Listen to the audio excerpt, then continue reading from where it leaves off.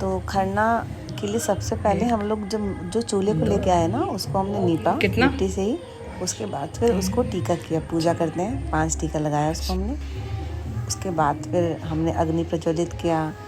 कपूर में जो वो उपले होते हैं ना, गोईठा जो बोलते हैं हम लोग, उसके ऊपर ही कपूर रख करके फिर उसको जलाया हमने। और थोड़ी देर के लिए छोड़ देना पड़ा क्योंकि थोड़ा एक तो चूल्हा थोड़ा सा गीला भी था और प्लस में अच्छे से आग पकड़ेगा तब उसके बाद आप उसमें और जारन जैसे लकड़ी या कुछ वैसे इस्तेमाल कर सकते हैं। वैसे लकड़ियाँ ही इस्तेमाल होती हैं, जो सूखी लकड़ियाँ होती हैं। तो हमने थोड़ी देर के लिए उसको छोड़ दिया। और जैसे सबसे पहले शुरुआत करते हैं पिट्ठा बनाने से। तो हमने सबसे पहले क्या किया, पिट्ठा के लिए जो आटा था उस आटे में गर्म पानी जाता है, तो पहले गर्म पानी उबाला। फिर उसमें हमने उस पिट्ठे के आटे को अच्छे से मतलब नीडिंग की उसकी अच्छे से उसको गूँथा। और उसको गूँथा करने के बाद फिर उसको गोल गोल उसकी लोई बनाई, पिट्ठा बनाया। और जब पानी बहुत अच्छे से उबल गया तो हमने उस पानी में उस पिट्ठे को डाल दिया, फिर उसको पकने दिया। फिर पकने के बाद फिर तब तक बाकी चीज़ों की तैयारी शुरू हो गई थी।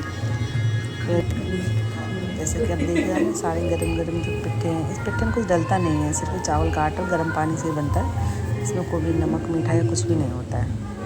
और जब ये पीठा अच्छे से पक गया, उबल गया, उसके बाद हमने फिर बर्तन, क्योंकि अब और भी चीज़ों की तैयारी करनी थी ना, तो हमने पहले सारे बर्तन फिर दोबारा साफ किए जिसमें साफ़ करने के बाद फिर हमने आटे को चाला, अच्छे से छन्नी से चाला उसको अच्छे तरीके से। और उसके बाद फिर उस आटे को ठंडे पानी से नीड करने की, गूँथने की कोशिश की। बहुत टाइट था, उसको करने के बाद थोड़ी देर छोड़ देना पड़ा। उसके बाद फिर उसको 10 मिनट बाद हमने उसको दोबारा टच किया। तब तक फिर हमने बाकी और चीज़ें की, जैसे कि मसाला कूटा। मसाले में सिर्फ काली मिर्च यानी जो गोलकी बोलते हैं बस वही जाता है। तो उसको हमने अच्छे से उसको चूर के, कुछ और इस्तेमाल तो कर नहीं सकते थे। तो जो पसेरी होता है ना, पसेरी जिसको हम लोग दिल्ली और साइड में लोग बोलते हैं वेइंग, जो वो वाला होता है पत्थर मान लीजिए जिससे तौलते हैं हम लोग।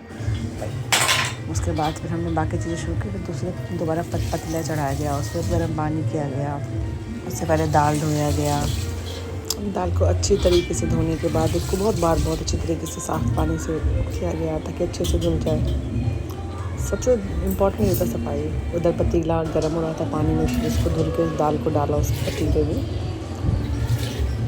अच्छे सारा दाल। फिर जो एक्स्ट्रा पानी था उसको, इसका पानी भी आप बाहर ऐसे नाली या कहीं ऐसे फेंक नहीं सकते हैं। आपको एक जगह जैसे आप उसको जानवरों को पीने के लिए दे सकते हैं, ऐसे कुछ मतलब अच्छे से इस्तेमाल करना होता है।